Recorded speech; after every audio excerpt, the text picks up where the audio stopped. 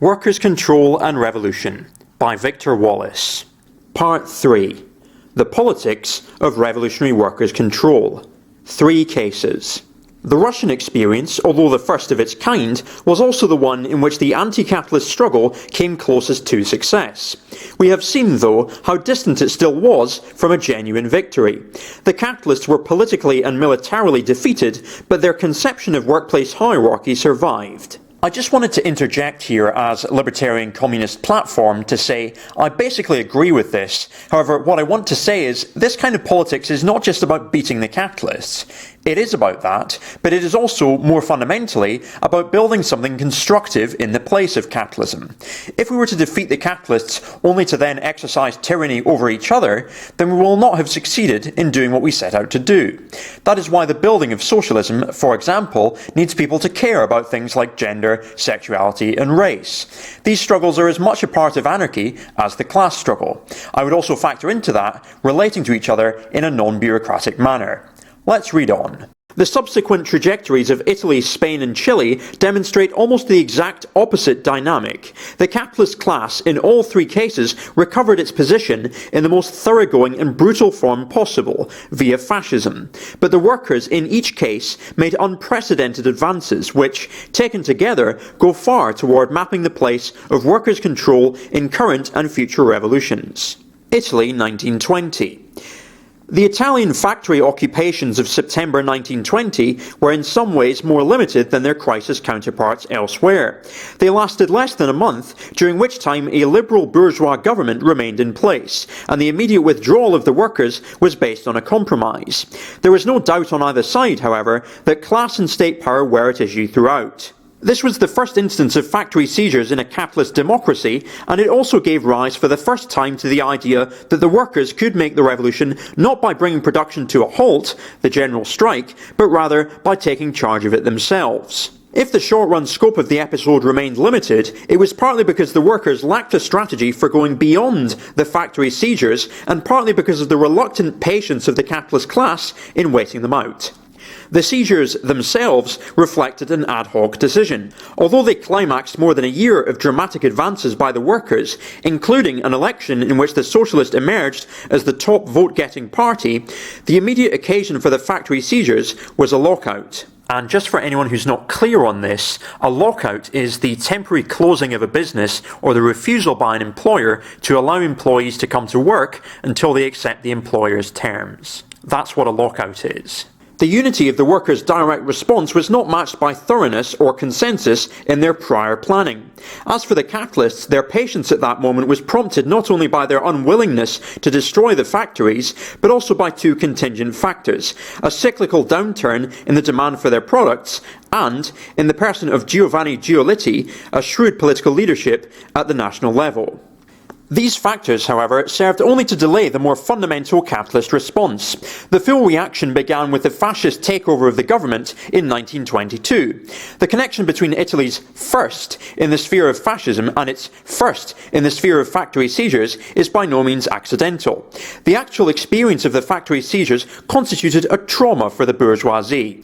Giolitti's temporizing strategy had proved a sufficient palliative in only one sense. It gave short-run results simply because the workers had no way of extending their leverage beyond the factories themselves. But Giolitti had higher hopes than just winning the immediate battle. As he admitted in his memoirs, he had assumed, in a manner doubtless common to the class he represented, that if he simply let the occupation run its course, the workers would soon realise that they were incapable of managing production. This comfortable assumption was shattered once and for all. The working class threat was clearly more profound than Giolitti had thought, and for the bourgeoisie this justified new methods of repression. Despite their brevity, the Italian factory occupations signalled a major step forward for the workers compared to the Russian experience. In Russia, the workers had displayed considerable disorganisation and indiscipline, sometimes degenerating into outright corruption, all of which had provided the element of justification for Lenin's repressive approach. In the Italian factories, by contrast, absenteeism among workers was negligible, discipline effective, combativity widely diffused. Moreover, unlike the Russian situation where worker-run factories had related to the market on a one-by-one basis, in Italy the workers set in motion the rudiments of a coordinated sales policy. The Italian workers thus demonstrated that one-man rule in the factory is not the only alternative to chaos. It may seem paradoxical that the workers' revolutionary self-discipline should have advanced more in a situation in which they were remote from power than in one in which they could think of themselves as a ruling class. This is not necessarily implausible, however, for the Italian workers were encouraged in their self-discipline by two practical requirements. A. Guarding against provocation in a setting where the factories were surrounded by hostile armed forces, and B. Building up support in new sectors of the population. But one must look deeper in order to see what enabled the Italian workers to respond to these requirements in the appropriate way. Italy's political development is characterised by a unique combination of features not found together elsewhere. At the broadest level, it combines the late industrialisation traits of Germany and Russia with some of the constitutionalist traits of Northern and Western Europe. While late industrialisation gave a revolutionary thrust to the working class, the possibility of incorporating democratic demands into labour struggles made the unions less economistic than they were in the other industrialising countries. As a result, there was less of a basis in Italy than elsewhere for the radical dichotomy between trade union consciousness and class consciousness that at certain points shaped Lenin's thinking. As a more direct expression of Italy's uniqueness in these respects, we may note a tradition dating back to the 1860s that linked socialism very closely with anarchism. Less than a year before the factory occupations, Antonio Gramsci gave a clear example of such a link when he wrote, "The proletarian dictatorship can only be embodied in a type of organisation that is specific to the activity of producers, not wage earners, the slaves of capital. The factory council is the nucleus of this organisation. The factory council is the model of the proletarian state." Spain, 1936 to 1939. The Spanish Civil War provided the occasion, in certain regions of the country, for the closest approach yet made to a society fully based on workers' control. Largely hidden from world opinion at the time, the innovations in question have nonetheless been well recorded by eyewitnesses, and they constitute a vital reference point for any revolutionary strategy that looks beyond the mere seizure of state power. The most notable aspects of the Spanish experience may be summarised as follows. First, workers' control was practised in every sector of the economy. While it went furthest in agriculture, in at least one city, Barcelona, it was introduced in all industries and services. Second, the structural changes were very radical, often entailing the elimination of certain managerial positions, the equalisation of wages, and, in some peasant collectives, the abolition of money. Particularly impressive is the fact that, where land expropriations took place, the peasants almost invariably preferred communal ownership to parcellisation. Third, even the most radical of the changes were introduced directly and immediately, placing maximal reliance on the participation of the masses to the highest level of their abilities. Fourth, contrary to many stereotypes, the changes in question were not necessarily made at the expense of efficiency, but instead often involved advances in technology or coordination, such as in the consolidation of the Barcelona bakeries and the vertical integration of the Catalan lumber industry. Finally, it was close to 3 years in some places before the self-managed operations were suppressed by force. There was thus ample time for them to prove themselves as practical arrangements. The full scope of the mass initiative in Spain was so great that one hesitates to offer a schematic explanation, but we may at least sketch in some of the contours. In Spain, as in Italy, we find an anarchist component to working class culture, and we also find a constitutional political framework. But Spain was economically more backward, its constitution was newer, and its anarchism stronger. Anarchist and socialist movements had already developed two rival union federations by the time the Republic was established in 1931. In the sphere of government, the anarchists were naturally unrepresented, but the left parties doubtless benefited from their votes. By the time of the February 1936 elections, the general polarisation of Spanish society exceeded that of post-war Italy, and the Popular Front coalition won a majority in Parliament. The workers and peasants could thus make their first moves under a government that, though not revolutionary, could be seen at least to some extent as their own. The real catalyst, however, was provided by the reactionary forces. This reflected another unique aspect of the Spanish case. In Italy, as in Germany, fascism had intervened only after the high tide of the workers' movement had already passed, outlasted in the former case by a relatively unified bourgeoisie, crushed in the latter by an unholy alliance of social democrats and generals. In Spain of the 1930s, the bourgeoisie was still something of a rising class. An important sector of it was represented in the leadership of the Popular Front. Again, an unusual circumstance in that all previous late developing bourgeoisies had carefully avoided any political alliance with the working class. But the liberalism of the Republican bourgeoisie could not be viewed even as a temporary expedient by the rest of the Spanish ruling class. Hence the rapidly improvised military response of Franco in July 1936, the least prepared of all fascist risings in terms of any prior pacification of the masses. The counterattack from below was instantaneous, massive and revolutionary.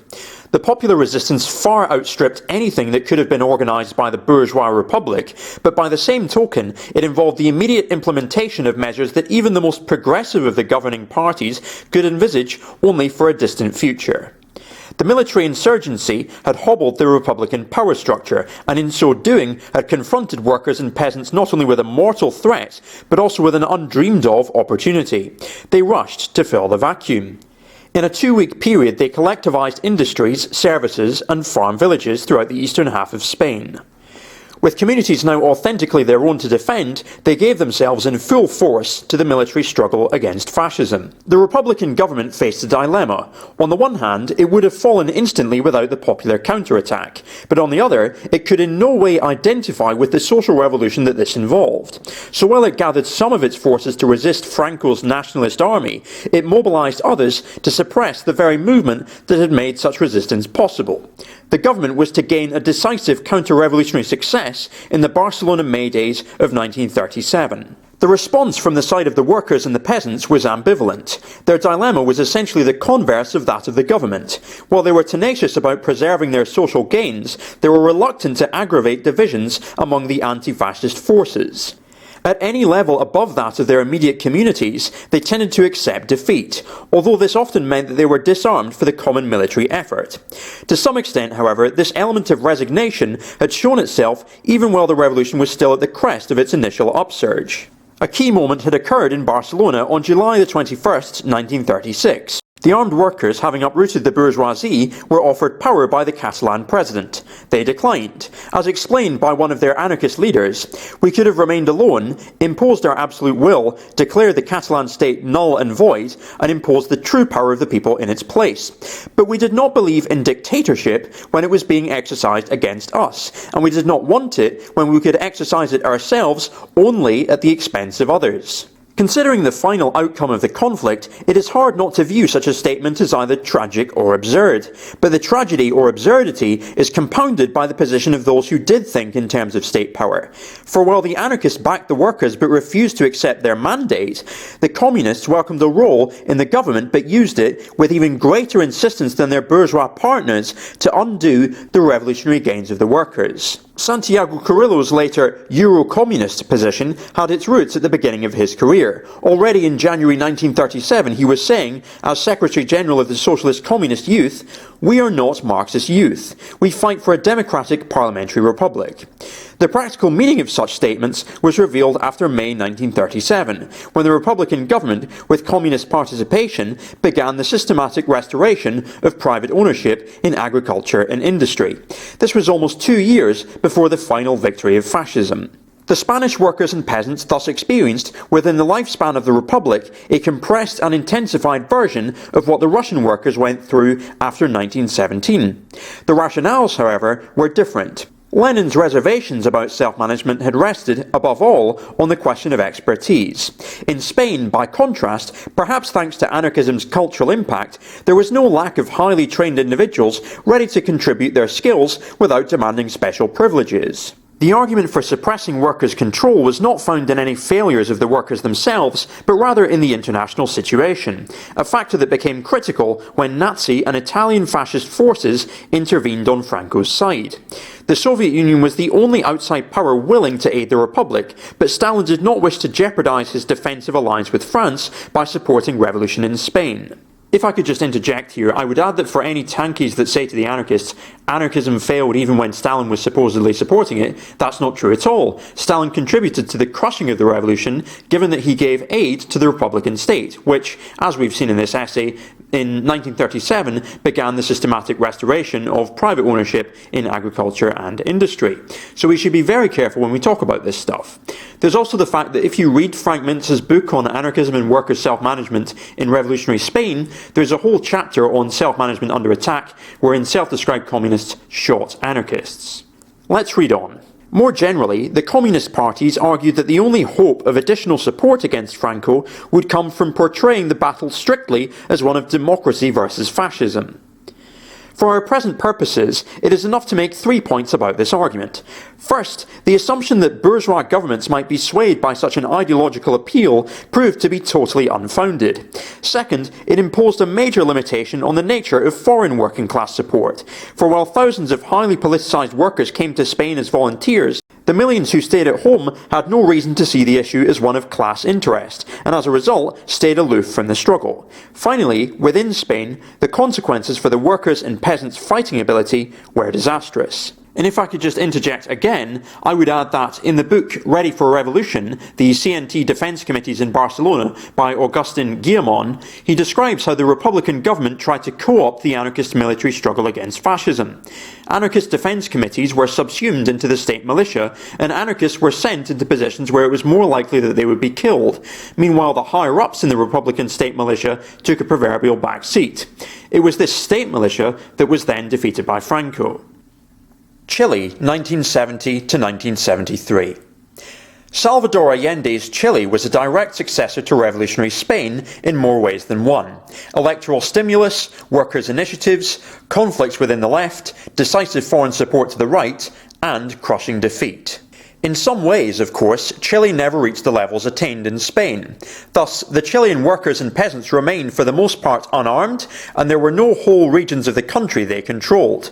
Nevertheless, in one important sense, the Chilean case carries the accumulated experience of workers' control another step forward, namely, in that the interaction between class-conscious workers and the elected government was a great deal more fluid. The Allende government, unlike the Popular Front government in Spain, was comprised overwhelmingly of working-class parties and was committed, at least programmatically, to workers' control. The Chilean workers, for their part, did not have the same tradition of anarchism as did their Spanish counterparts, and in fact were most often identified, if only through their unions, with the very parties that made up the government. Only among the peasants had any direct takeovers been carried out prior to 1970. In effect, the autonomous workers' initiatives were, to a greater extent than in either Italy or Spain, an offshoot of the struggle being conducted at state level. While the Chilean workers never came as close to power as did their Spanish predecessors, especially in Catalonia, they certainly would not have declined the authority if it had been thrust upon them. Their problem was thus the opposite of the one that faced the Spanish workers. After a whole generation of functioning under a stable constitutional regime, and after 18 years of steady electoral growth for the left, the Chilean workers had become accustomed to relying upon an eventual electoral success for the satisfaction of their demands. It was only after Allende's narrow electoral victory that they began to see the full extent of their own responsibility in the process. The direct role of the workers was initially a defensive one. The first factories to be taken over were those whose owners had unilaterally cut back production. The workers did not necessarily expect to run such factories on their own. Their more likely priority at this stage was to protect a government with which they identified. At first, it was only in the countryside that expropriations from below were undertaken on a systematic basis, but even these cases developed according to legal terms consistent with those accepted by Allende, for already on the books was an agrarian reform, passed in 1967 but previously unenforced, that set an 80-hectare ceiling on individual holdings. In short, both workers and peasants acted in the expectation of official support for their steps. To a greater extent than in any previous case, the official support did indeed materialise. This was not because the government's security against the right was any stronger, rather it was because the government's dependence on the left was greater, in terms of both its original access to office and its need to confront unanimous bourgeois obstruction of economic activity. In any case, legal norms were established through the Ministry of Labour for regulating factory organisation in the social area, that's the nationalised sector of the economy, and these provided for a majority of worker-elected representatives on the administrative council of each enterprise. Within this framework, the workers again showed that their economic performance increased with the level of their participation. In turn, their participation, far from reflecting narrow sectoral interests or competitive attitudes, related directly to their identification with the overall process of change. But the Allende government was never able to free itself of its institutional moorings. The bourgeoisie, through its very obstructionism, was forcing a speed-up of the transformation, but only the grassroots workers could mount an appropriate response. With the October 1972 bosses' stoppage, business as usual ceased completely, and expropriation became necessary not solely as a revolutionary goal, but simply for the maintenance of essential services. At this point, the contradiction between legally installed government and class-conscious workers became decisive.